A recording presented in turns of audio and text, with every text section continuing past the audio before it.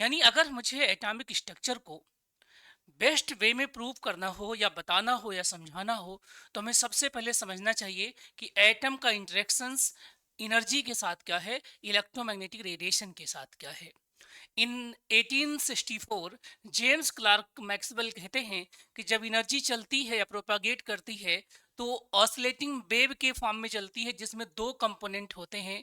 कौन कौन? Magnetic field का कंपोनेंट और इलेक्ट्रिक फील्ड का कंपोनेंट।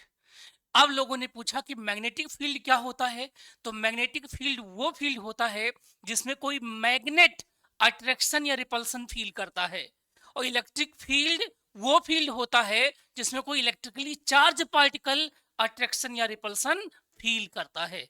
बात समझ में आ गई? हेलो, बोलो बेटा। जी जी जी जी जी, ठीक है। अब देखो, वेव के बारे में तो आपको पता ही है, क्यों बच्चों? वेव के बारे में तो आपको पता, वेव है क्या? Disturbance in medium. अगर मुझसे कोई पूछे कि वेव क्या है, तरंग क्या होती है, तो मैं क्या बोलता हूं? किसी भी मीडियम के अंदर जो डिस्टरबेंस क्रिएट होता है उसी को वेव कहते हैं बेटा, है ना? तो ये क्या होता है? Disturbance in any media. जब भी किसी माध्यम में डिस्टरबेंस क्रिएट होगा, एक शांत पानी का वातावरण है, उसमें आपने पत्थर डाल दिया तो पानी के अंदर वेव आ जाएगा। एक आपके पास क्या है? रस्सी बंधी हुई है, राइट, टाइट, और रस्सी को आपने टच किया, उसे प्रेशर डाला, फोर्स डाला, तो रस्सी के अंदर क्या आ जाएगा? वेव नेचर आ जाएगा। अरे बोलो बेटा, क्लियर है? अब ये जो वेव हमारा होता है ना, ये वेव दो तरीके से प्रेजेंट किया जाए, यानी दो तरीके से चलता है, राइट। वेव पे न्यूटन्स ने भी स्टडी की है और लोगों ने भी स्टडी की है। तो वेव दो तरीके के होते हैं बच्चों, ठीक है। एक वेव क्या होता है? Longitudinal wave. क्या होता है?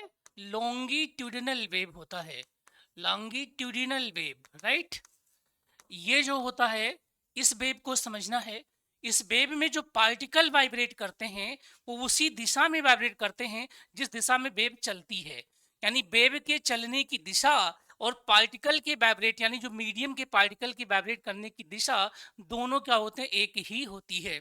इसको अगर आपको समझना है प्यारे बच्चों, तो आप इसे ऐसे समझिएगा, ठीक है, कि मान लीजिए ये एक स्प्रिंग है हमारे पास, ठीक है ना? क्या है? स्प्रिंग है, कुछ इस तरीके से ऐसा है। ओके, ध्यान से देखिए। जब इस स्प्रिंग को हम खींचते हैं बच्चों, इस स्प्रिंग को हम क्या करते हैं? खींचते हैं, तो ये कुछ ऐसा हो जाता है।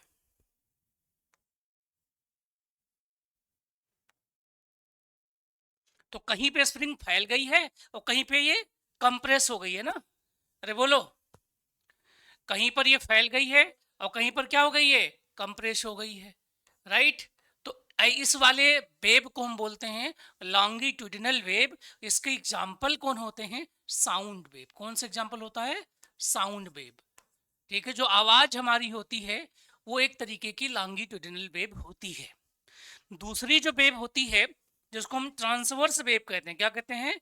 ट्रांसवर्स वेव, ठीक है बेटा, ट्रांसवर्स वेव। इस वेव की खास बात क्या होती है? इसमें जिस पर्टिकुलर डायरेक्शन में वेव चल रही होगी, पार्टिकल क्या होंगे? उसके परपेंडिकुलर मूव करेंगे। कैसे करेंगे बेटा जी? परपेंडिकुलर मूव करेंगे पार्टिकल्स हमारे। तो मान लीजिए कि वेव के चलने की दिशा ये है, ओके। तो जो पार्टिकल्स हमारे होंगे ना, वो कुछ इस तरीके से मूव करेंगे, ऐसे, इस तरीके से बेटा। हेलो, समझ में आ गई बात? तो ट्रांसवर्स वेव का जो अब एग्जाम्पल है, क्लासिकल एग्जाम्पल, वो कौन सा है? Electromagnetic wave. कौन सा बेटा? Electromagnetic wave. कैसा है? ट्रांसवर्स नेचर का है। पहले इसको क्या माना गया था?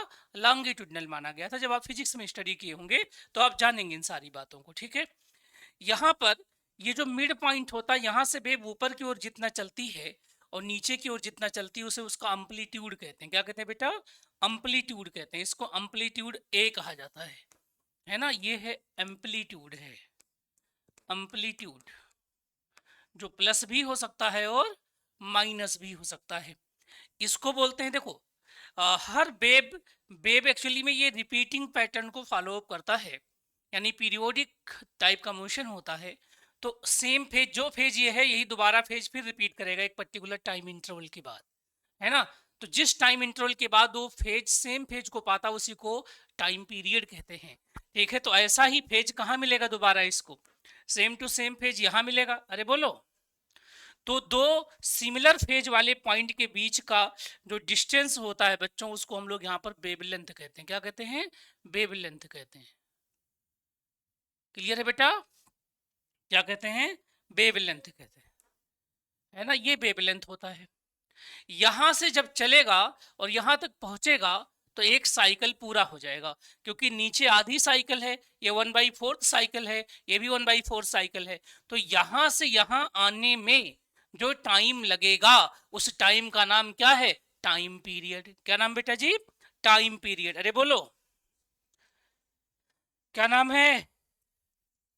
टाइम पीरियड नाम है बेटा जी। ठीक है, इतना क्लियर है मेरी बात? अरे बोलो, इसी का नाम है टाइम पीरियड। ओके। और यहां से यहां आने में एक सेकंड में कितना चक्कर लगता है उसको हम फ्रीक्वेंसी कहते हैं। तो अब बेसिक साइंस की बात अगर हम करें तो हम लोगों ने सीखा है क्या कि सर जो स्पीड होती है, क्या होती है? स्पीड होती है, वो होती है डिस्टेंस अपॉन टाइम। अरे बोलो बेटा, होती है ना। तो अगर मैं यहाँ पे स्पीड को इस वेव की वेलोसिटी मान लूं, क्या मान लूं? वेलोसिटी मान लूं बेटा। ठीक है, वेलोसिटी भी मान लूं, और डिस्टेंस कितना ट्रेवल कर रहा है, तो डिस्टेंस आप बताओ, लेमडा ही तो है, लेमडा, है ना। ये लेमडा होता है बेटा, और टाइम कैपिटल टी हो गया। एक बात याद रखिएगा, जो फ्रीक्वेंसी हमारा होता है, क्या फ्रीक्वेंसी जो हमारा होता है वो हमेशा 1/t होता है। कितना होता है? 1/t होता है।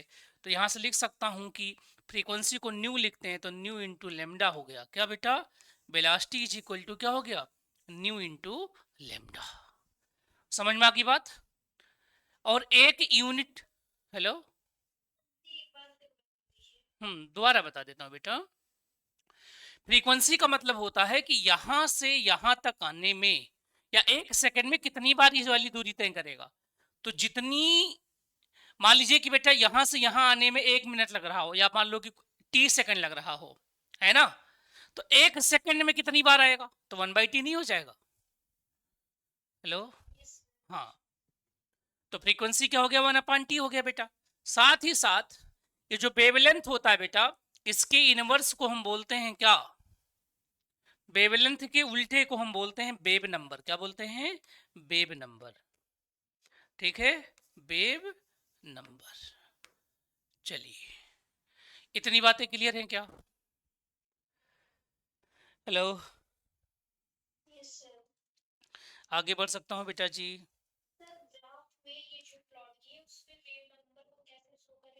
नहीं नहीं, वेव नंबर को शो करने का तरीका है कि ये जो आपके पास एक, अगर मैंने यूनिट लेंथ ले लिया, इसमें 1 एंगस्ट्राम ले लिया, तो 1 एंगस्ट्राम में कितने वेव लेंथ बनेंगे? ठीक है बेटा, उसको बता पाएंगे। ओके, हाँ। चलो, अब सीधे सीधे हम फोकस करते हैं किस पे? इलेक्ट्रोमैग्नेटिक रेडिएशन के ऊपर। किस पर? इलेक्ट्रोमैग्नेटिक रेडिएशन के ऊपर। उसका चलना हम लोग दिखाते हैं आपको। ये इस डायरेक्शन में मान लीजिए चल रहा है आपका इलेक्ट्रोमैग्नेटिक रेडिएशन, इसको बोलते हैं डायरेक्शन ऑफ प्रोपागेशन। क्या बोलते हैं बेटा? डायरेक्शन ऑफ प्रोपागेशन बोलते हैं इसको। इसके जस्ट परपेंडिकुलर एक आपके पास फील्ड हो जाएगी 90 डिग्री पर। ठीक है, और दूसरी फील्ड जो होगी हमारी, देखिए 3 फील्ड है, तिरंगा मैंने बना भी दिया है। अरे बोलो, है ना। तो यहाँ पे कहानी क्या है उसको समझते हैं बच्चों। ये हमारा है के वेक्टर कहलाता है, इसको बोलते हैं डायरेक्शन ऑफ प्रोपागेशन। क्या बोलते हैं? Direction of propagation. ठीक है, इसका नाम है के वेक्टर, डायरेक्शन ऑफ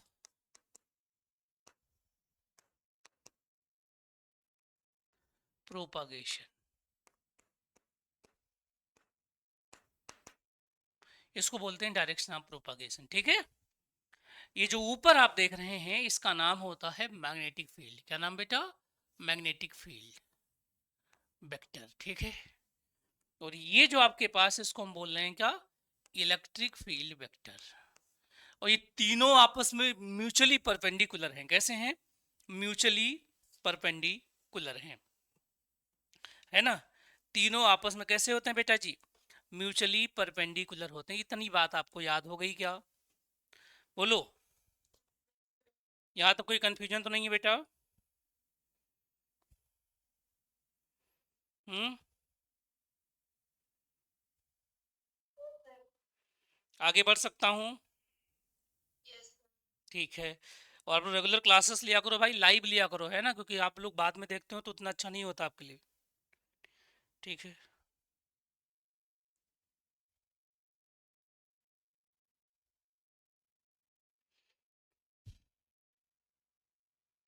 जब आप रेगुलर पढ़ते हैं ना तो उसकी अलग ही फीलिंग्स होती हैं। ध्यान से देखो बच्चों, पहले मैं बना रहा हूँ क्या, दैट इज जो हमारा मैग्नेटिक फील्ड है उसको मैं एक कलर ले रहा हूँ, पिंक कलर से बता रहा हूँ।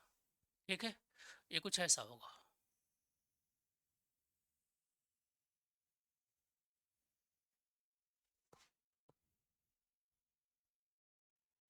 ऐसा कुछ। सॉरी, थोड़ा ज़्यादा बड़ा हमने बना दिया था।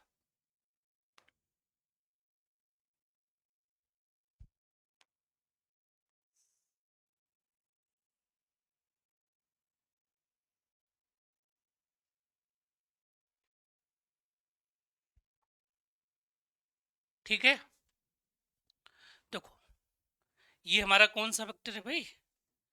ये है electric field vector, sorry magnetic field vector, है ना, जो कुछ ऐसा है। इसका डायरेक्शन ऐसा है बिल्कुल, देखो ऊपर की ओर है ना।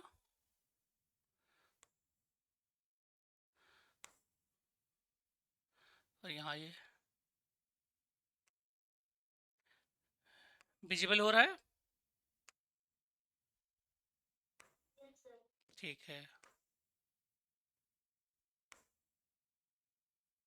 ये जब आप पढ़ लोगे ना बेटा तो इसका जो हायर पोर्शन है, एटॉमिक स्ट्रक्चर का एक हायर पोर्शन क्या है, क्वांटम मैकेनिक्स, ठीक है। तो वहाँ आपको और ज़्यादा आसानी होगी क्योंकि ये आपका बेसिक बना रहा है ना। एक बार एटॉमिक स्ट्रक्चर क्लियरली समझ में आ जाए तो इसको जब हायर लेवल पे क्वांटम में हम कन्वर्ट करेंगे तो वहाँ के प्रॉब्लम बहुत आसानी से आपसे बन जाएंगे। ठीक है, एक तरीके से आपका जो न्यू है ना वो बिल्ड करता है यही वाला पोर्शंस। और ये दोनों पार्ट में आपको हेल्प करता है, आपके फिजिक्स वाले पोर्शन को भी बहुत स्ट्रांग बना देता है बेटा। ठीक है, ये जो वेव चल रही है, इलेक्ट्रोमैग्नेटिक रेडिएशन चल रही है, उसका जो मैग्नेटिक फील्ड का कंपोनेंट है उसको मैंने पिंक कलर से दिखाया है। ओके, इंपॉर्टेंट बात यह है बच्चों कि अगर मैग्नेटिक फील्ड में कोई मैग्नेट रखा जाएगा तो वह इस फील्ड में या तो अट्रैक्शन फील करेगा या तो रिपल्सन फील करेगा। ठीक बात है इतना। मैग्नेटिक चीजें क्या होती है उसके लिए भी आप यूट्यूब पे मेरे लेक्चर्स देख सकते हैं। चलो आगे बढ़ते हैं बेटा, ध्यान से देखो बेटा।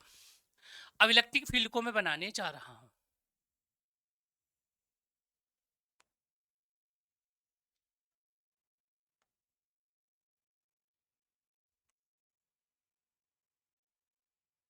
कुछ ऐसा इलेक्ट्रिक फील्ड का जो वेक्टर बनेगा उस वेक्टर को आप पहचानिए थोड़ा, है ना, ऐसा कुछ बनेगा। क्यों बेटा? इसी के लाइन में बनाएंगे हम इसको।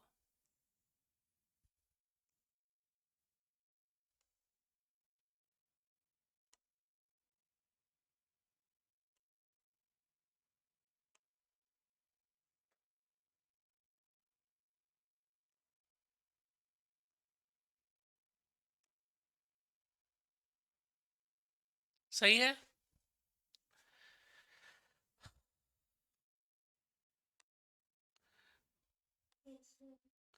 ये तीनों चीजें म्यूचुअली परपेंडिकुलर है। कौन कौन? के, बी और ई बेटा। के, बी और ई, ये तीनों क्या है? म्यूचुअली परपेंडिकुलर हैं। यानी इस पूरी कहानी में जो मैक्सवेल ने प्रपोज्ड किया वो कहते हैं कि जो बी है मेरा, ठीक है, वो परपेंडिकुलर किसके है बेटा? के। और के जो परपेंडिकुलर है किसके है? ई के, है ना। और ई किसके परपेंडिकुलर है फिर? बी के। तो इसका मतलब तीनों क्या है बेटा? म्यूचुअली परपेंडिकुलर है ना।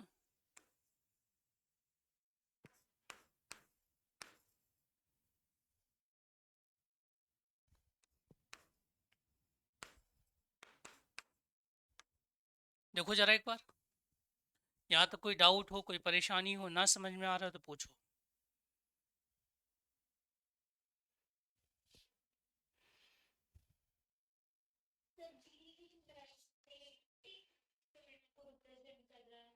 हाँ बेटा, हाँ, बी जो है वो है मैग्नेटिक फील्ड, बिल्कुल। हम्म,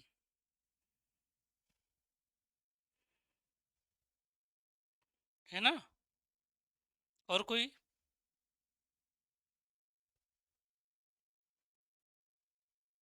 और कुछ बेटा?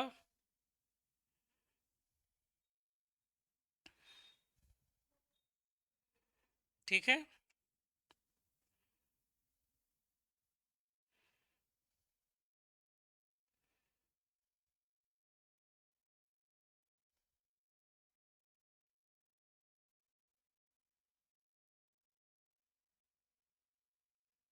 ओके बेटा। तो चलिए अब कुछ कहानी हम यहाँ पर क्लियर कर लेते हैं अपना। देखो बेटा,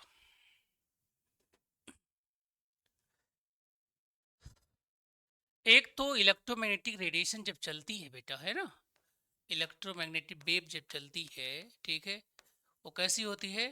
ट्रांसवर्स होती है। कैसी होती है? ट्रांसवर्स होती है ना, with speed of light.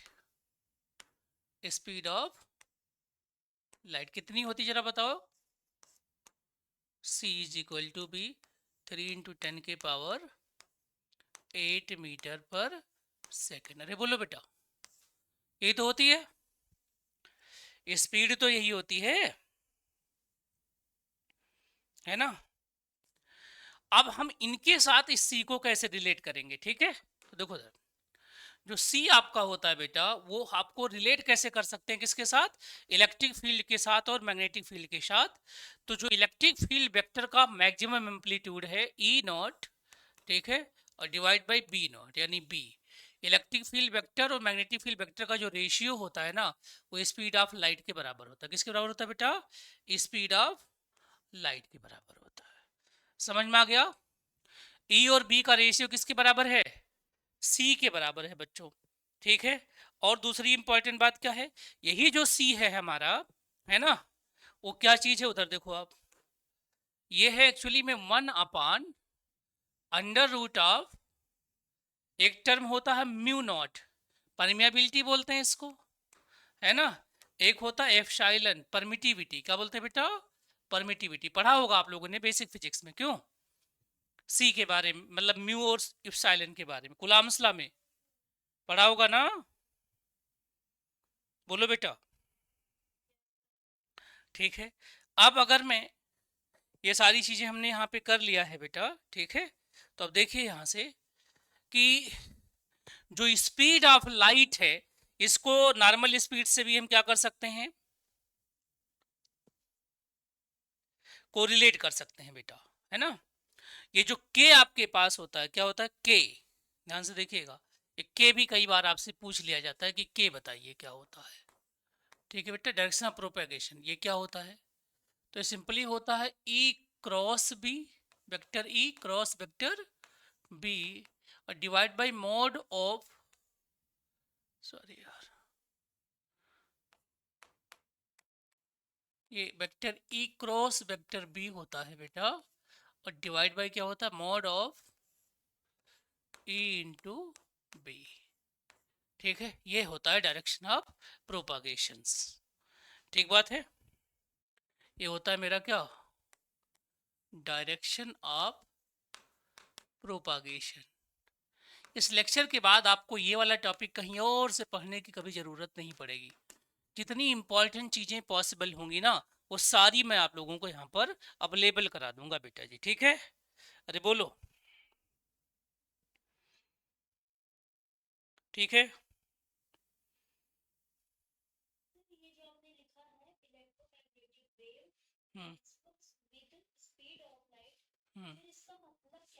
Electromagnetic wave transverse nature की होती हैं और चलती कैसे हैं, विद स्पीड ऑफ लाइट, है ना। हेलो, वेव दो तरीके की होती हैं, लॉन्गिट्यूडनल और ट्रांसवर्स। तो जो इलेक्ट्रोमैग्नेटिक वेव हमने सपोज किया वो कैसी होती है, ट्रांसवर्स नेचर की होती हैं बेटा। क्लियर है इतना? हेलो, ठीक बात है। अगर ये सब चीजें आपने सीख ली हैं बच्चों, तो बस एक चीज और आप सीखो कि जो सी होगा ना, सी यानी स्पीड, इसका स्पीड ही हियर, हियर क्या है, हियर हम कह सकते हैं कि जो वेलोसिटी था वो सी बन गया है। अरे बोलो बेटा, वेलोसिटी क्या बन गया है, सी बन गया है। इसलिए आपने कहा था कि जो वेलोसिटी होता है वो फ्रीक्वेंसी इंटू वेवलेंथ होता है। तो सी इज इक्वल टू क्या हो जाएगा बेटा, न्यू लेमडा। अरे बोलो, होगा नहीं होगा, तो जरा बताओ। ठीक है, C is equal to B nu into lambda हो जाएगा। ओके, और एक चीज आप पहले से जानते हैं कि जो एनर्जी होता है मेरा, वो क्या होता है, एच टाइम्स ऑफ न्यू होता है ना। तो ये क्या हो जाएगा, एच सी अपान लेमडा। इसे भी पढ़ाऊंगा, प्लांक्स लॉ को भी पढ़ाऊंगा, है ना। तो इसकी एनर्जी का कोई डायरेक्ट फार्मूला मिल जाए ना, तब तो मजा ही आ जाए। क्यों बेटा, कोई डायरेक्ट फार्मूला मिल जाए तो एच सी की वैल्यू तो निकालनी बेटा, क्यों, है ना। एच सी की वैल्यू मुझे कोई दे दे, तो जो ई आपके पास होता है, ई ऑफ फोटान अगर निकालना हो तो एच सी की वैल्यू मुझे चाहिए, किसकी, एच सी की वैल्यू चाहिए, है ना। तो एच सी की वैल्यू अगर कोई भी दे दे कहीं से सॉल्व करके, तो ये होता है 12,400, कितना, 12,400 आएगा। ठीक है, जब आप लेमडा किस में लोगे, एंगेस्ट्रॉम में लोगे। तो इस वाले फार्मूले से मैं क्या निकाल सकता हूँ, इनकी पूरी एनर्जी निकाल सकता हूँ, है ना।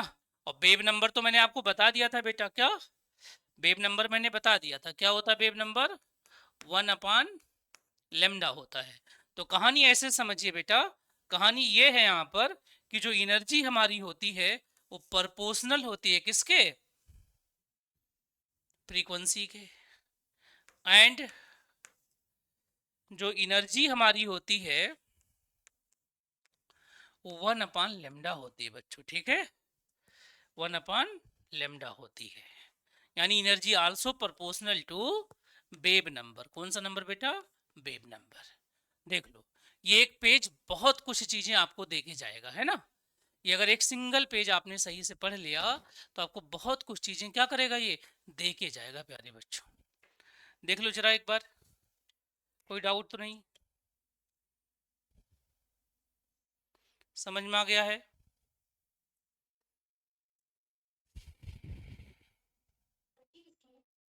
जी बेटा,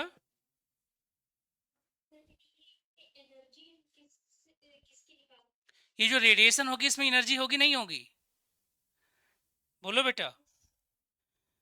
जो वेव चलेगी उसकी भी अपनी क्या होगी, एनर्जी होगी। तो एनर्जी कैसी होगी इसके बारे में बात करते हैं ना,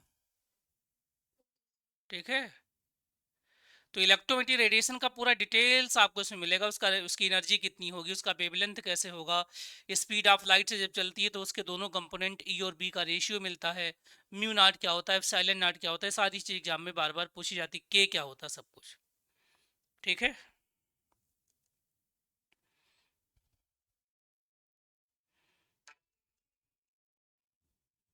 आगे बढ़ सकता हूँ बेटा,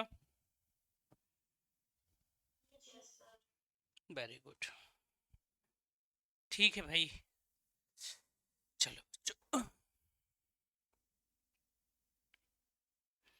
एक क्वेश्चन कर लोगे आप अगर मैं दूं अभी, एक न्यूमेरिकल करना है बेटा, ठीक है, दूं बेटा।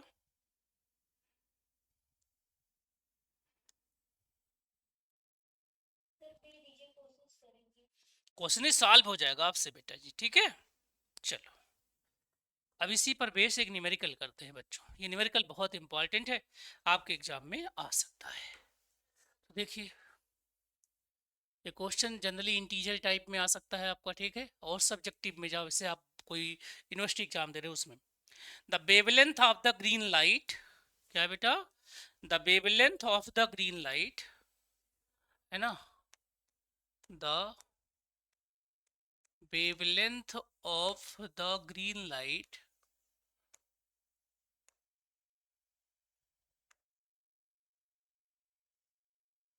the wavelength of the green light, ठीक है, कोई ग्रीन लाइट चल रही है बेटा, उसके वेवलेंथ के बारे में कहानी हो रही है ना, from A traffic signal is, ठीक है, from A traffic signal, traffic signal में होता है ना green red, from A traffic signal is, ऐसे ही जो यूजफुल क्वेश्चन वही पूछे जाएंगे आपसे, ठीक है। एक ट्रैफिक सिग्नल पर जब ग्रीन लाइट जलती है तो उसका जो वेवलेंथ है वो 520 नैनोमीटर है, क्या 520 नैनोमीटर है, 520 नैनोमीटर है, ठीक है बेटा। व्हाट इज द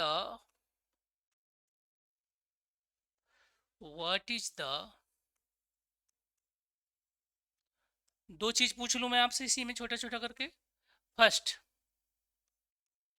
फ्रीक्वेंसी, ठीक है, एंड सेकंड आप बताइए इसमें एनर्जी, क्या एनर्जी, दो चीजें बतानी है। 1 मिनट का टाइम आपके पास है, सॉल्व करने की कोशिश करिए, फिर तो मैं सॉल्व कर दूंगा, ठीक है बेटा। हाँ,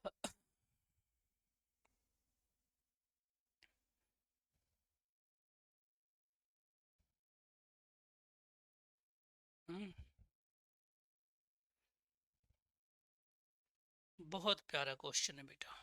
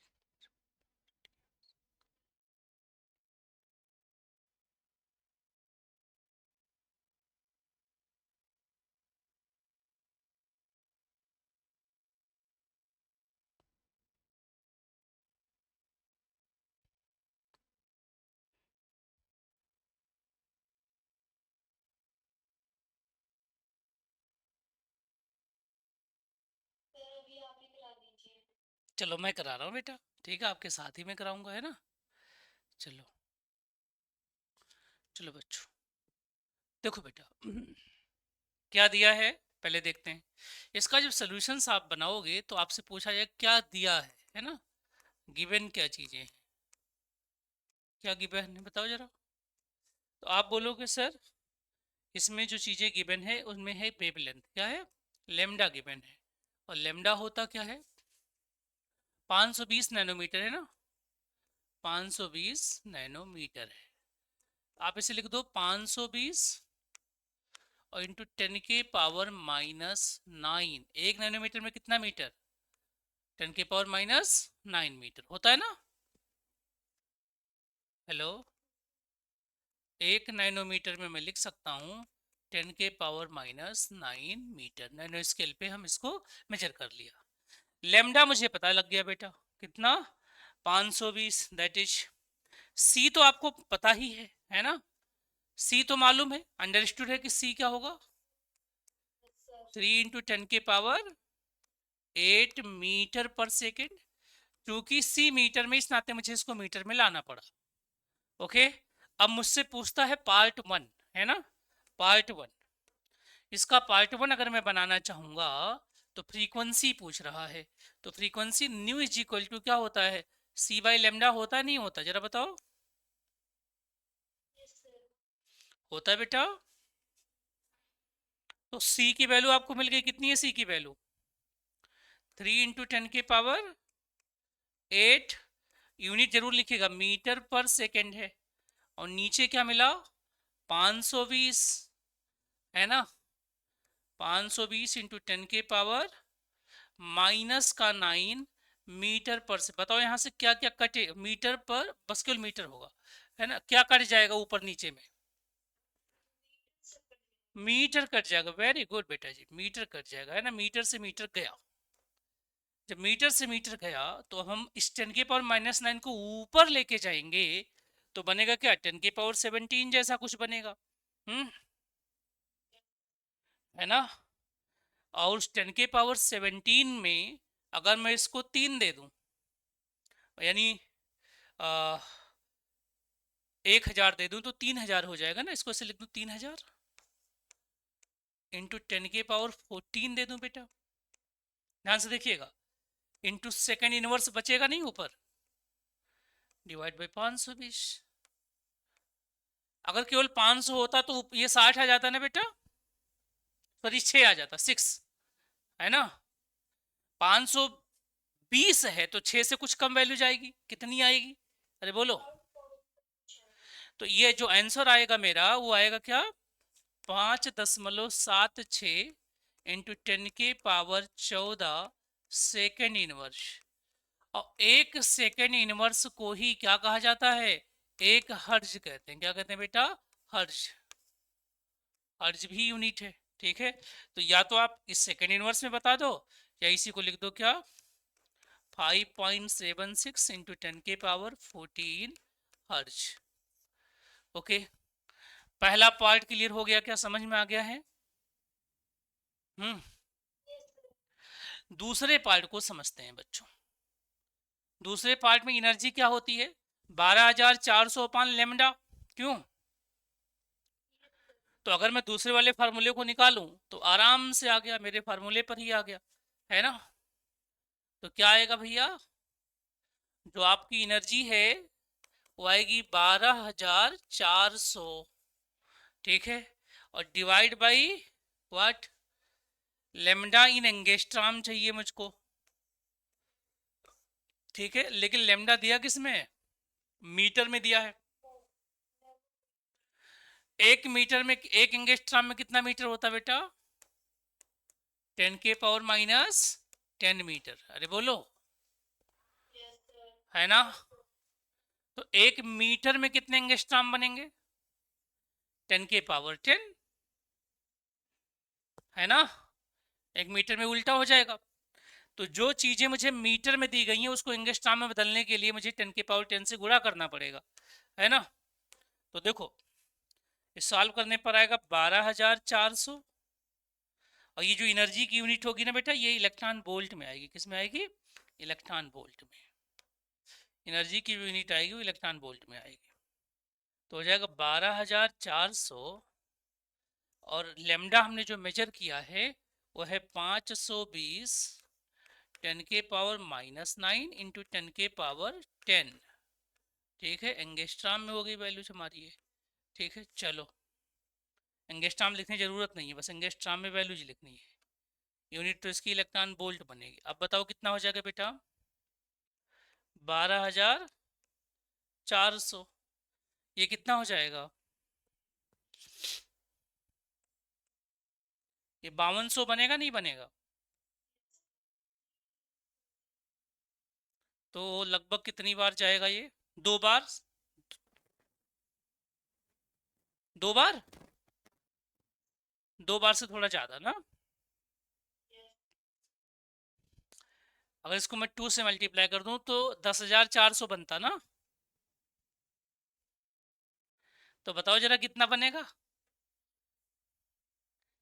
2.3 के आसपास, है ना, इलेक्ट्रॉन वोल्ट। और एक इलेक्ट्रॉन वोल्ट में बेटा जी होता है 1.6 इंटू 10 के पावर माइनस 19 जूल, ठीक है। तो हम इसको जूल में भी कन्वर्ट कर सकते हैं। तो दोनों चीजें मैंने आपके सामने कर दी हैं, है ना।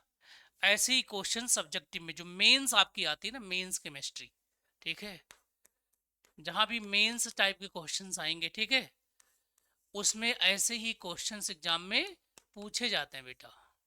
जहां भी मेंस आएगा ना आपके एग्जाम में, मेंस मतलब कि इंटीजर टाइप का आ गया, या अगर आपने जीआईसी पीजीटी दे दी या आपने आईएएस का पेपर दे दिया, तो उसमें ऐसे ही क्वेश्चंस क्या होते हैं, फॉर्म होते हैं, फ्रेम होते हैं। ठीक है, समझ में आ गया भाई? तो मेंस केमिस्ट्री में ऐसे न्यूमेरिकल्स आएंगे, आपको ऐसे ही सॉल्व करना होगा। 5 नंबर में, कई बार 10 नंबर में आएगा जियो साइंटिस्ट में। ठीक है, जीआईसी पीजीटी में आ जाएगा 5 नंबर में। बोलो भाई। स, समझ में तो आ रहा है? ऊपर ऊपर से तो नहीं जा रहा?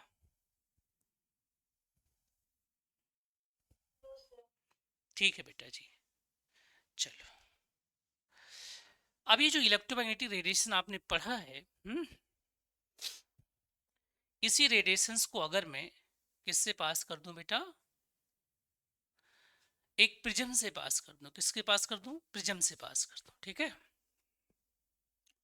तो जो इलेक्ट्रोमैग्नेटिक वेव मेरी है, इलेक्ट्रोमैग्नेटिक वेव, जिसकी पूरी कहानी आपने समझ ली है अभी, है ना? इस पूरी कहानी में एक जो इंपॉर्टेंट चीज है वो ये है,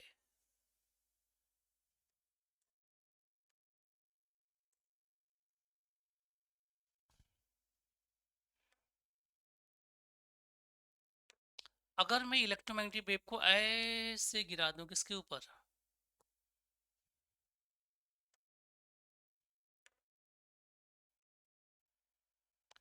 एक प्रिज्म के ऊपर। किसके ऊपर बेटा? प्रिज्म के ऊपर, है ना? एक प्रिज्म के ऊपर से पास कर दूं इसको मैं।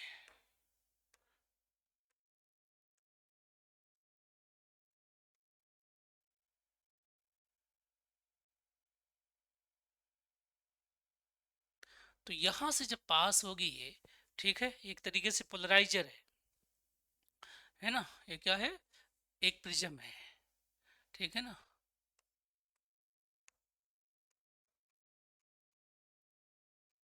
इस प्रिज्म से जब ये पास होती है, तो इलेक्ट्रोमैग्नेटिक रेडिएशंस, इलेक्ट्रोमैग्नेटिक वेव कई तरीके की पार्टिकल में टूट जाती है बच्चों, कई तरीके के वेव में टूट जाती है। उन वेव्स को हम लोग समझते हैं। ठीक है, तो जो सबसे पहले टूट के आती है, यहाँ से जो सबसे पुरानी सबसे पहली वेव निकलती है प्यारे बच्चों, ठीक है, उस वेव को समझते। अलग अलग कलर में दिखाऊंगा, आप कोई भी ऐसे दिखा लीजिएगा। ठीक है, तो मान लो कि यहाँ से जब निकली, दैट इज, तो एक वेव बनी, उसका नाम है रेडियो वेव। क्या नाम बेटा? Radio wave. Radio wave, radio wave.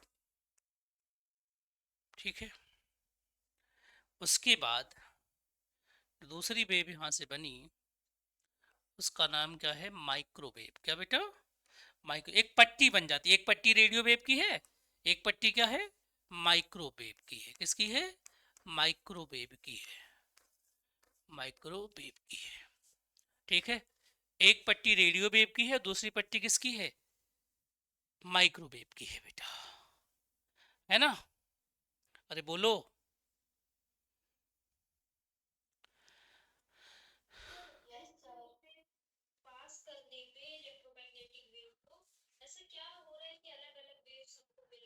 ये जो आपके पास प्रिज्म होता है, ये क्या करता है? उसको फिल्टर कर देता है। क्या कर देता है? फिल्टर कर देता है। फिल्टर करने के बाद पता लगता है कि ये एक वेव है ही नहीं, इलेक्ट्रोमैग्नेटिक रेडिएशन कई सारे वेवलेंथ के वेव का एक कलेक्शन है। राइट? जैसे आप जब सामान्य जो सनलाइट है, वाइट लाइट है, जब उसको आप प्रिज्म पे रखते हैं तो वो 7 कलर में विभाजित हो जाती है ना, विजुअल लाइट। इसका मतलब 7 कलर से मिलके बनी, लेकिन मुझे दिखती एक है। तो ऐसे ही इसकी भी कहानी है बेटा जी। अरे बोलो, है ना? इसका जो वेवलेंथ है, ठीक है, इसका जो वेवलेंथ है, ये 100 मीटर से लेकर के 1 मीटर, कई किलोमीटर तक भी होता है। इसका जो वेवलेंथ होता है लगभग 1 सेंटीमीटर के रेंज में होता है। ठीक है, ये मैं रेंज नहीं बता रहा हूँ, पूरी वैल्यूज ही आपके सामने रख दे रहा हूँ बेटा, पूरी की पूरी वैल्यूज। देखो जरा एक बार, यहाँ तो कोई दिक्कत परेशानी तो नहीं है? समझ में आ रहा है?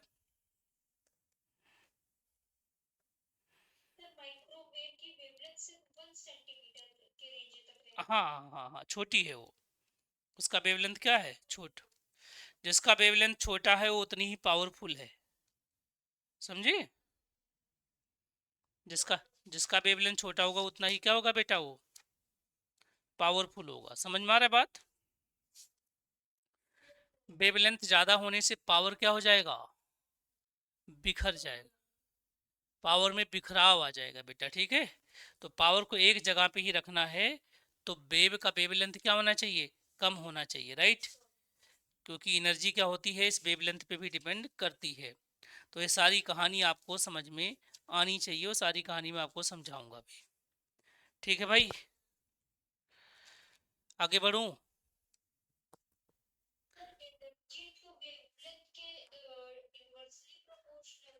तो इस नाते माइक्रोवेव ज्यादा इनर्जेटिक होगी ना compare to radio wave. Hello, यही तो मैं बताना चाह रहा हूँ बेटा, कि जो एनर्जी हमने अभी पढ़ी है वो होगी क्या, H C by lambda, H C by lambda, है ना। ये आपने कहा कि सर जो एनर्जी हमारी होगी वो प्रोपोर्शनल न्यू हो जाएगी, है ना बेटा। और यही एनर्जी क्या हो जाएगी मेरी, 1/λ हो जाएगी। तो जब लेमडा ज्यादा तो एनर्जी कम, सही बात है गलत बात है। लेमडा ज्यादा तो एनर्जी क्या हो जाएगी बेटा जी, कम हो जाएगी। समझ में आया। ओके, ठीक है। इस माइक्रोवेव के बाद जो अगला आपको मिलने वाला है वो क्या है, उसको लोग बोलते हैं आई आर। क्या बोलते हैं बेटा, आई आर, इंफ्रारेड बोलते हैं। क्या बोलते हैं, आई आर, है ना। इसका नाम, ये इसका वेवलेंथ और कम हो जाएगा, लगभग ये हो जाएगा 100 माइक्रोमीटर के आसपास, क्या 100 माइक्रोन के आसपास, ठीक है। उसके बाद जो आपको मिलेगा उसका नाम क्या है बेटा, विजिबल। क्या है, विजिबल है ना। ये मिलेगा आपको विजिबल, है ना, ये विजिबल है बेटा।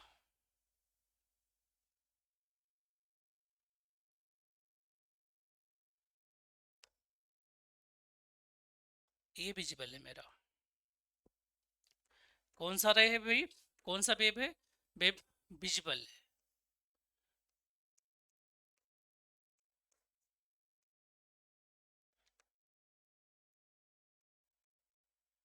ठीक है, विजिबल। ये जो विजिबल मेरा है ना, इसका अपना अलग ही खेल है बेटा, ठीक है। ये विजिबल जो है 7 कलरों से मिलके बना हुआ है, क्यों, अरे बोलो। तो इसका जो सबसे ज्यादा वेवलेंथ की लाइन है इसमें से, वो निकलती है रेड कलर की। कैसी, रेड कलर की। और सबसे ज्यादा एनर्जी की क्या है इसकी, ब्लू कलर की। ब्लू कलर होगी ना, ब्लू कलर। और ब्लू कलर से आप निकालते हैं बिबग्योर, क्यों बेटा, है ना।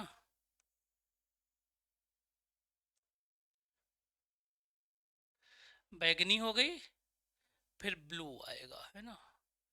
हमने गलत बना दिया है,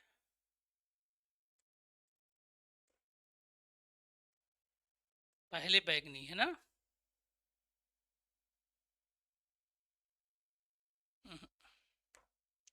पहले ब्लू है बेटा, फिर इंडिगो टाइप बना दो, फिर आप बैगनी बना दो, फिर आप ग्रीन बना दो बेटा, फिर ऑरेंज कलर बनाओ। क्या बनाओ,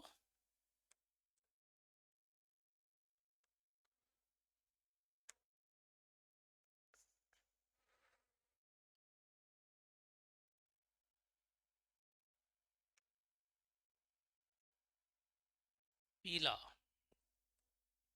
फिर ऑरेंज। ये हो गए 7 कलर, बोलो भाई। ये 7 कलर हो गए, जिसमें जो आपके पास बेटा रेड कलर का है ना, उसका है 740 नैनोमीटर। क्या है, 740 नैनोमीटर्स का वेवलेंथ। कितना है? 740 बेटा। ये है 740 नैनोमीटर। कौन? रेड वाला। और ये वाला जो है वो 390 है। क्या है? 390 नैनोमीटर। तो ज्यादा एनर्जी किसकी है? ब्लू वाले की या रेड वाले की? हेलो। वेरी गुड, बहुत बढ़िया। ठीक है। उसके बाद आएगा यूबी। इनके बाद क्या आएगा? यूबी आएगा भाई। इनके बाद आएगा यूबी। हाँ हाँ, और बाकी ये सब ये केवल यही दिखेगी आपकी आंखों को, बाकी दिखती नहीं है। ठीक है, हमारी आंखों, है ना। हेलो। तो ये अल्ट्रा वायलेट हो गई, क्या होगी? यूबी रेज हो गई। ये लगभग आपकी होती है 10 नैनोमीटर के रेंज की, है ना। और ये भी 3 तरीके की होती हैं यूबी। क्या? यूबी ए होती है, यूबी बी होती है, यूबी सी। ये एनवायरमेंटल केमिस्ट्री में पढ़ेंगे आप। ठीक है। उसके बाद देखो बच्चों,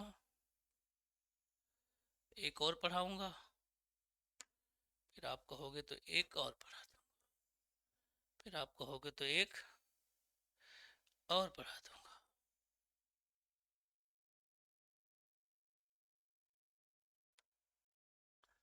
चलो, नाम लिखते जाएंगे फटाफट, है ना। यूबी के बाद जो बनेगा उसका नाम है एक्सरे। क्या नाम है? एक्सरे। इसका नाम है एक्सरे, है ना। एक्सरे जो है ये डिस्कवर किसके द्वारा हुआ था? Discovered by William Roentgen. ठीक है ना।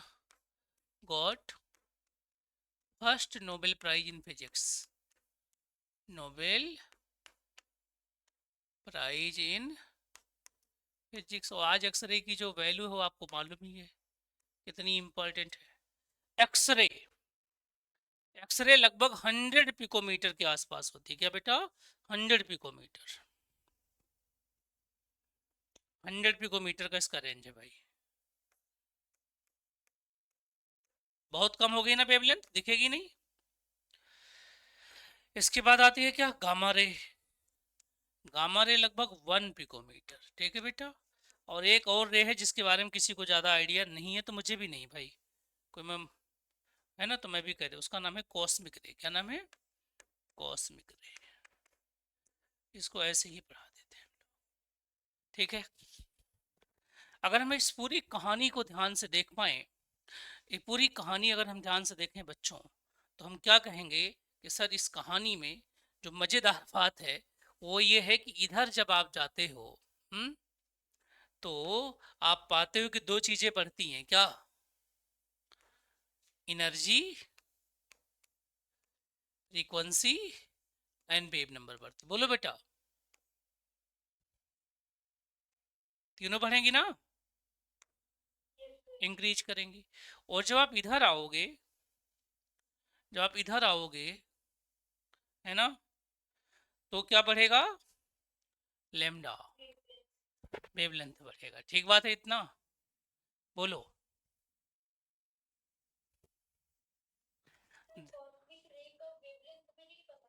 नहीं मतलब वो तो 1 पिकोमीटर से भी कम है, इनविजिबल टाइप की होती हैं और बहुत कम होती हैं, बहुत लेस अमाउंट में आती हैं बेटा। ठीक है ना। हम्म, इन्हें ज़्यादा, बस वेव नंबर, है ना। ठीक है बेटा। देखो,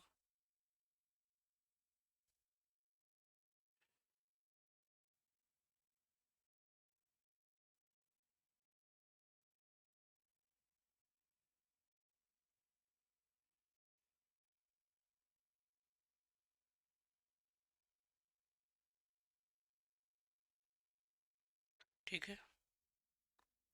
अब इसे कैसे याद करें? चलो,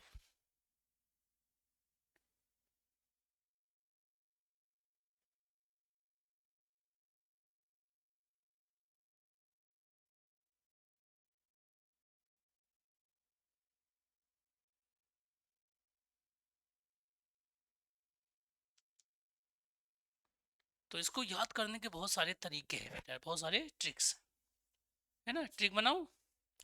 ये जो आपको पैटर्न मिला है ना, ये पूरा पैटर्न है, इसका नाम है इलेक्ट्रोमैग्नेटिक स्पेक्ट्रम। क्या नाम बेटा? इसका नाम क्या है? ये जो आपको पट्टी मिली है इसका नाम क्या है? Electromagnetic spectrum. स्पेक्ट्रम का मतलब होता है जब डिफरेंट फ्रीक्वेंसी या वेवलेंथ की रे को उनकी इंक्रीजिंग या डिक्रीजिंग ऑर्डर में हम अरेंज कर देते हैं बेटा, है ना। समझ में आ रही बात? हाँ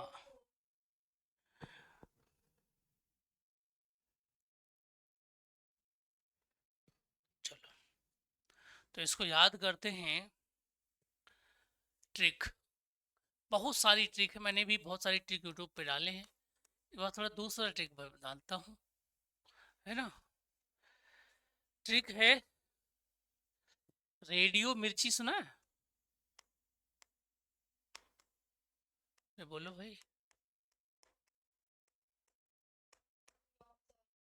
रेडियो मिर्ची नहीं, दिल्ली के नहीं हो गया तुम लोग? कहाँ के हो? अरे तुम तो हमारे बगल के पड़ोसी हो यार तुम लोग, है ना। रेडियो मिर्ची is very useful for, is very useful for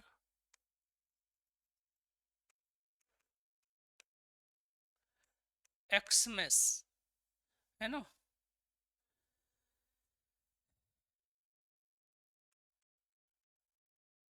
gift, ऐसे याद कर लो बस, तो आपको पता लगेगा। ये जो रेडियो मतलब हो गया रेडियो वेव, है ना। इसका मतलब क्या हो गया? माइक्रोवेव। आई का मतलब हो गया आई आर। वी का मतलब हो गया विजिबल। क्यों भाई? यूजफुल मतलब हो गया यूवी। एक्स का मतलब हो गया एक्स। और जी का मतलब क्या हो गया बेटा? गामा। देखो जरा, क्लियर है इतना? ठीक है। और ये पूरे पैटर्न को स्पेक्ट्रम कहते हैं। क्या कहते हैं? स्पेक्ट्रम।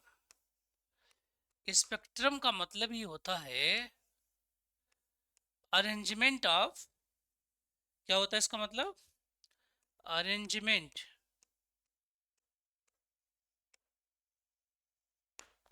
ऑफ डिफरेंट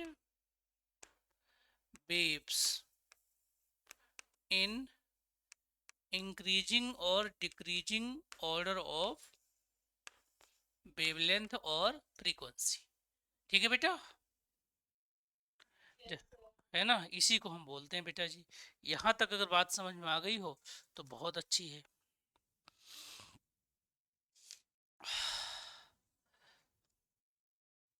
देख लो जरा एक बार,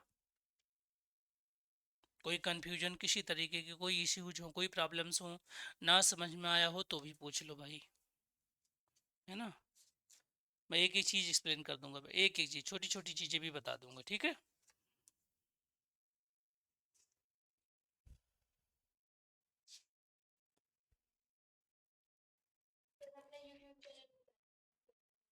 अच्छा, मेरा वाला वो है कैम्फोर्टिस। क्या नाम बेटा? कैम्फोर्टिस, CHEMFORTIS, कैम्फोर्टिस के नाम से मिलेगा आपको। ठीक है ना बेटा, कैम्फोर्टिस के नाम से मिलेगा। ठीक है।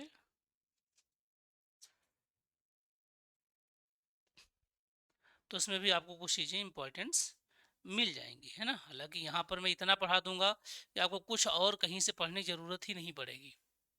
ठीक है, आप देखोगे कि आपसे परफेक्ट नोट किसी के पास नहीं होगा। ठीक है, तो आपको इसी पर ही ट्राई करना है, यानी इसी पर ही रिलाई करना है, और इसी को अपना सब कुछ मान के इसी पर आगे बढ़ना है बेटा। ठीक है, देखो यहाँ तक कोई डाउट तो नहीं है?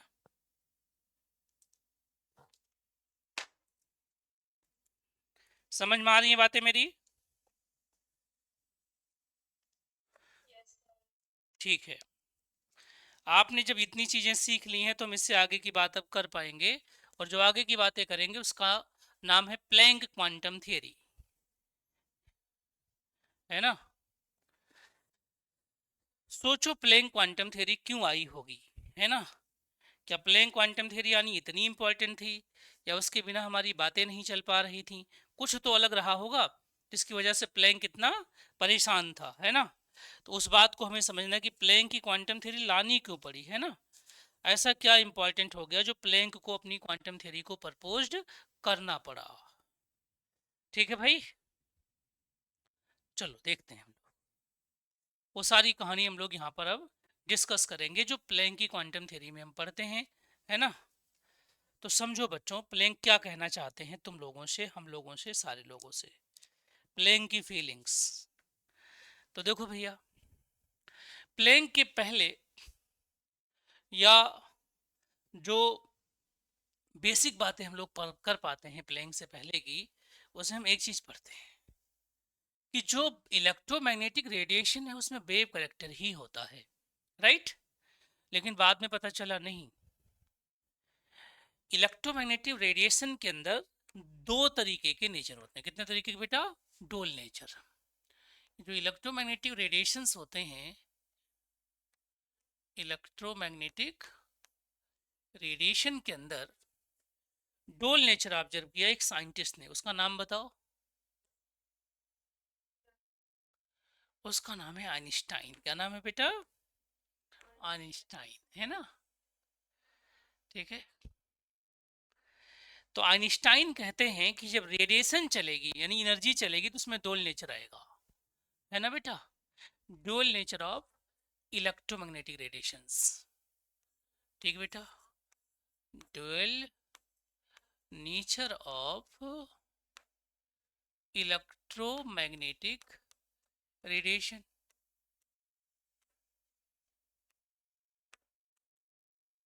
प्रपोज्ड बाय, किसने ये बात बताई?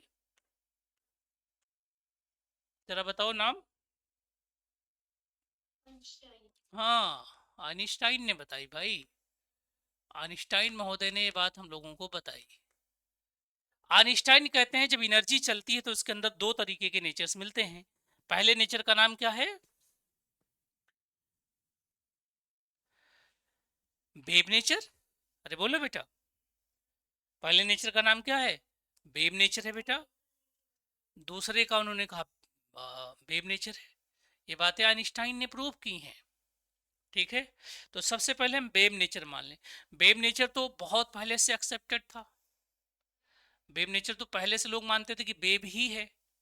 आज भी हम लोग मानते हैं कि सूरज की किरणें आती हैं, सारी कलियां खिल जाती हैं, अंधकार सब खो जाता है, सब जग सुंदर हो जाता है। कक्षा 5 यानी क्लास 5 में हिंदी में कविता होती थी, आज भी वो कविताएं हैं, है ना? तो हमें तो बताया गया कि जो सूरज से किरणें आती हैं, क्या आती हैं बेटा?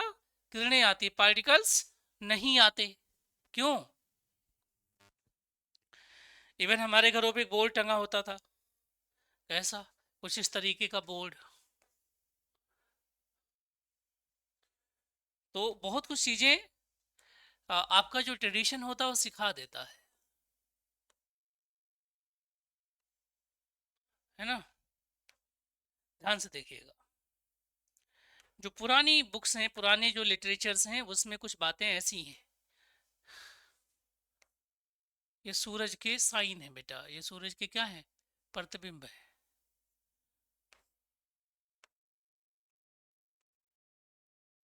ठीक है, इसको बोलते हैं क्लासिकल सन। क्या बोलते हैं बेटा?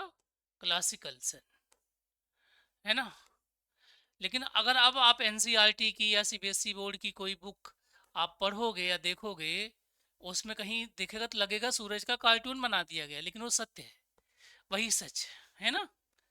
तो सफर आपका यहां से यहां तक का है। ध्यान से देखिए बेटा, अब कैसा है सूरज का फिगर, है ना?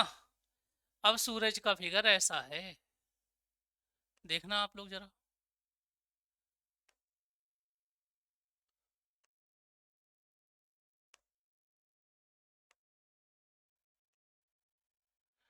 इस तरीके का है सूरज हमारा। क्यों भाई, ऑब्जर्व किया आपने कुछ ऐसा? ठीक है, तो यहां से यहां का ट्रांसफॉर्मेशन है, जब क्लासिकल फिजिक्स में ऐसा है और क्वांटम में ऐसा हो जाएगा, है ना। क्वांटम में वेव नेचर दिखेगा और क्लासिकल में कौन सा नेचर दिखेगा, पार्टिकल नेचर दिखेगा, राइट। तो वेव नेचर से कौन कौन सी बातें एक्सप्लेन होंगी, कौन से नेचर से, वेव नेचर से कौन कौन सी बातें एक्सप्लेन होंगी प्यारे बच्चों, ठीक है। तो वेव नेचर से उस टाइम जो जो जो फिनोमिनन हुई थी, उनमें एक फिनोमिनन क्या हुई, पोलराइजेशन, क्या बेटा, पोलराइजेशन, है ना, पोलराइजेशन, ठीक है। दूसरा रिफ्लेक्शन, क्या बेटा, रिफ्लेक्शन। तीसरा इंटरफेरेंस, पढ़ा है ना आप लोगों ने इसे, अरे बोलो, हेलो, डिफरेक्शन। ये सब जो पुरानी फिनोमिनन थी ऑप्टिक्स की, उनको एक्सप्लेन करना है तो मुझे मानना पड़ेगा कि इलेक्ट्रोमैग्नेटिक रेडिएशन में कौन सा नेचर है, वेव नेचर है। यही बातें हम मानते आए थे, लेकिन कुछ ऐसी घटनाएं नेचर में घटी, है ना, जो हम एक्सप्लेन नहीं कर पाए, ठीक है। जैसे अगर आपको बताना है कि ब्लैक बॉडी रेडिएशन क्या है, कौन सा रेडिएशन बेटा, ब्लैक बॉडी रेडिएशन क्या है ना, ब्लैक बॉडी रेडिएशन क्या चीज होती है, ये बात आपको प्रूव करनी हो, आपको बतानी हो कि फोटो इलेक्ट्रिक इफेक्ट क्या है, फोटो इलेक्ट्रिक इफेक्ट क्या है, आपको बतानी हो कॉम्पटन शिफ्ट क्या है ना, कॉम्पटन शिफ्ट क्या है, आपको बताना हो कि एटम की स्टेबिलिटी क्यों है, एटम्स स्टेबिलिटी बतानी हो, ठीक है भाई। आपको बतानी हो एटम स्टेबल क्यों है, ओके। और लोअर टेम्परेचर पे स्पेसिफिक हीट ऑफ सॉलिड, क्या बेटा, स्पेसिफिक हीट ऑफ सॉलिड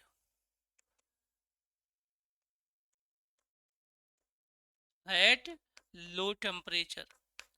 ये जो बातें थी, इनको मैं वेव नेचर से बता नहीं पा रहा था, या कोई नहीं बता पा रहा था। तो एक नया नेचर अज्यूम किया किसने, आइंस्टाइन महोदय ने। और जिस अजम्पशन को प्रूव किया प्लांक ने, किसने, प्लांक ने। तो आइंस्टाइन कहते हैं कि जब रेडिएशन चलती है तो उसमें वेव नेचर तो दिखता ही दिखता है, उसके अंदर पार्टिकल नेचर भी होता है। कौन सा नेचर बेटा, पार्टिकल नेचर भी होता है ना, पार्टिकल नेचर भी होता है, क्लियर है। तो आइंस्टाइन ने कहा कि इलेक्ट्रोमैग्नेटिक रेडिएशन के अंदर वेव नेचर तो होता ही होता है, पार्टिकल नेचर भी होता है। इसको बोलते हैं डुअल नेचर ऑफ रेडिएशन बोलते हैं। और ये क्यों प्रपोज किया गया कि बहुत सारी बातें तो वेव नेचर से एक्सप्लेन हो रही थी, लेकिन जो रिसेंट डिस्कवरीज हुई, जो रिसेंट फिनोमिनन मिली, जैसे कि black body radiations, photo electric effect, quantum shift, atoms की stability, specific heat of solid at lower temperature, ये सारी फिनोमिनन, ये सारे फैक्ट एक्सप्लेन नहीं हो पा रहे थे वेव नेचर से। इस नाते अज्यूम करना पड़ा कौन सा नेचर, पार्टिकल नेचर, ठीक है। तो इलेक्ट्रोमैग्नेटिक रेडिएशन में डोल नेचर होता है, ये बात आइंस्टाइन ने बताया। और मटेरियल के अंदर डोल नेचर होता है, ये बात कौन बताएगा आगे चलकर, डी ब्रॉगली बताएगा। अरे बोलो भाई, मेरी बात समझ में आया बेटा, यहां तक कोई दिक्कत परेशानी तो नहीं है, समझ में तो आ गया है।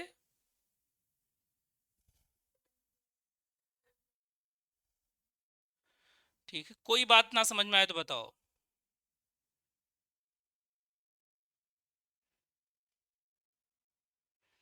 कोई बात ना समझ में आए तो बताओ बेटा। अब हम इन सारी बातों को अगर मुझे समझना, हाँ बोलो। सर ये जो प्रॉपर्टीज है पार्टिकल नेचर में, ब्लैक बॉडी रेडिएशन, ये सारी चीजें आप आगे एक्सप्लेन करेंगे कि हाँ क्या हाँ हाँ हाँ जी, हाँ जी, हाँ जी, हाँ जी, हाँ जी, ठीक है ना।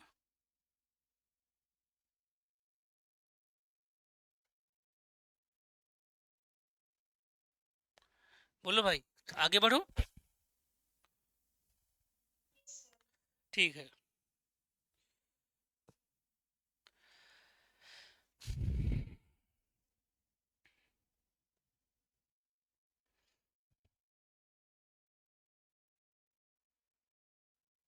चलो बेटा, अब हम पढ़ते हैं प्लैंक की हाइपोथेसिस। किसकी हाइपोथेसिस?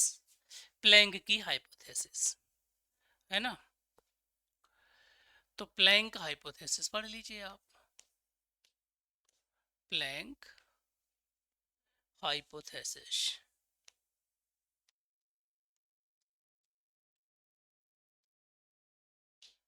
ठीक है। प्लैंक का मानना है कि जब किसी सोर्स से एनर्जी चलती है बच्चों, तो एनर्जी क्या होती है? छोटे छोटे पैकेट या बंडल के रूप में चलती है ना। ठीक है बेटा, ये बोलते हैं कौन? प्लैंक बोलते हैं कि जब भी रेडिएशन चलता है, ठीक है, रेडिएशन, ये कहते हैं रेडिएशन प्रोपागेट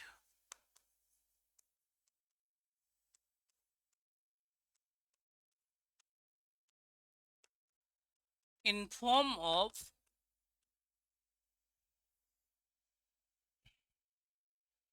स्मॉल पैकेट और बंडल, स्मॉल पैकेट और bundle, that called quantum, that called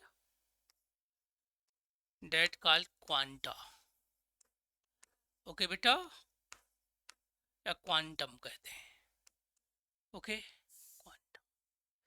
इन्होंने कहा कि जो क्वांटा भी कह सकते हैं आप, इसी को आप क्वांटम भी कह सकते हैं। समझ में आई बात? तो कहते हैं जब एनर्जी चल रही होगी एक जगह से दूसरी जगह पर, ठीक है, जब एनर्जी चल रही होगी एक सोर्स से दूसरे सोर्स की ओर, है ना बेटा। मान लीजिए एनर्जी का सोर्स है हमारे पास, क्या है? एनर्जी का सोर्स है, या मान लीजिए सन भी हो सकता है। इस सोर्स ऑफ एनर्जी से, ठीक है, एनर्जी कुछ इस तरीके से प्रोपागेट करेगी, ऐसा। पहला पैकेट आया, ध्यान से देखो बेटा, पहला पैकेट आया, फिर दूसरा पैकेट आएगा, तीसरा पैकेट, इस तरीके से आएगा। पहला पैकेट, दूसरा पैकेट, फिर तीसरा पैकेट, पहला पैकेट, फिर दूसरा पैकेट, फिर तीसरा। डायरेक्ट नहीं आ रही एनर्जी, इनके हिसाब से एनर्जी डायरेक्ट नहीं आती, है ना बेटा। इन्हीं को फोटान या क्वांटम कहते हैं बेटा। बोलो जरा। तो ये कहते हैं जो क्वांटम है आपके पास, या क्वांटा है ना, ये तो रेडिएशन की है। और रेडिएशन जरूरी थोड़े कि सनलाइट में ही हो, रेडिएशन तो हीट में भी हो सकता है, रेडिएशन तो साउंड में भी हो सकता है। अरे बोलो, हेलो, है ना। तो इन्होंने कहा ये क्वांटा जो आप पढ़ रहे हो भैया, इसी क्वांटा को मैं, इसी क्वांटा को मैं, देखो ध्यान से सभी लोग, अगर ये आपका सनलाइट होगा, क्या होगा बेटा? सनलाइट होगा। अगर ये सनलाइट होगा तो मैं इसी का नाम दे दूंगा फोटान। क्या नाम दूंगा? फोटान। अगर वो जो एनर्जी चल रही है वो सनलाइट की होगी तो उसी के क्वांटा का नाम क्या होगा? फोटान होगा। अगर वही क्या होगी? हीट एनर्जी होगी। क्या होगी बेटा? हीट एनर्जी होगी, तो उसी के क्वांटा का नाम ये क्या रखेंगे? फोनान रखेंगे। क्या रखेंगे बेटा? फोनोन। ठीक है।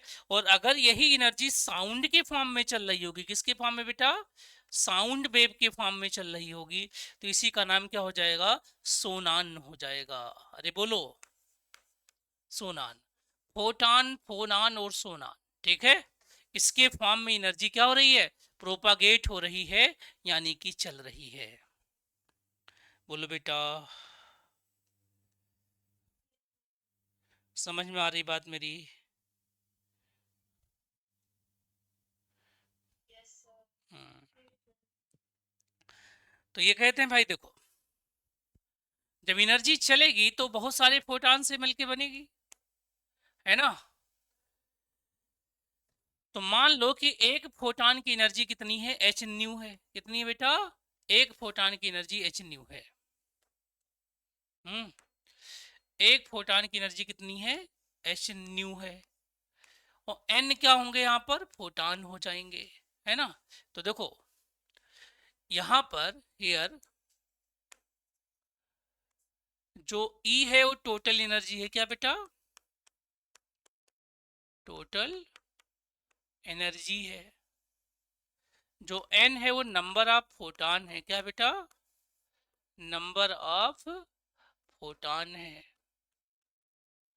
और जो एच है यहाँ पर वो प्लैंक का कांस्टेंट है, क्या है, प्लैंक का कांस्टेंट है। जो यहाँ पर एच है वो क्या है, प्लैंक का कांस्टेंट है, प्लैंक कांस्टेंट है बेटा। और जो यहाँ पर न्यू है वो क्या है, फ्रीक्वेंसी ऑफ रेडिएशन है, फ्रीक्वेंसी ऑफ रेडिएशन है, ठीक है बेटा, है ना। और ये जो h की वैल्यू है होती है 6.6 इंटू 10⁻34 जूल सेकेंड होती है। एच न्यू जो पूरा है ये पूरी की बात क्या है, एक फोटान की एनर्जी, कितने की फोटान की है, एक फोटान की एनर्जी है ना बेटा। जो n है इसकी वैल्यू या तो 1 होगी, या तो 2 होगी, या तो 3 होगी, या तो 4 होगी, यानी एनर्जी क्या है, क्वांटाइज्ड है। एनर्जी क्या बेटा, क्वांटाइज्ड है। ये क्वांटाइजेशन तो आपको पहले ही बता दिया है मैंने फर्स्ट लेक्चर में ही, है ना। एनर्जी क्या होगी हमारी, क्वांटाइज्ड होगी। अरे बोलो, एनर्जी हमारी क्या होगी बेटा, क्वांटाइज्ड होगी। जिस भी, ध्यान सुनिए बेटा, ये जो जूल सेकेंड आ रहा है ना ये एच की वैल्यू है, क्या है, एच की वैल्यू है। और इसी एच को जब मैं 2 पाई से डिवाइड कर दूंगा ना बेटा, तो इसका नाम हो जाएगा एच क्रॉस। क्या नाम हो जाएगा, एच क्रॉस, ठीक है। एच अपान 2 पाई को हम क्या कहेंगे, एच क्रॉस कहते हैं। और इसी कॉन्सेप्ट को हम बोलते हैं प्लैंक की हाइपोथेसिस। तो जो प्लैंक ने हमें बताया वो बताते हैं कि E is equal to be n into H nu होता है, और n इंटू एच, और न्यू को लिख सकता हूँ सी अपान लेमडा, लिख सकता हूँ क्या, यस सर। है ना। तो आज के लेक्चर्स में हम लोग इतनी बातें ही पढ़ेंगे, बाकी जो है नेक्स्ट लेक्चर में हम सीखेंगे, ठीक है बेटा। उम्मीद है कि सेशन आपको समझ में आया हो।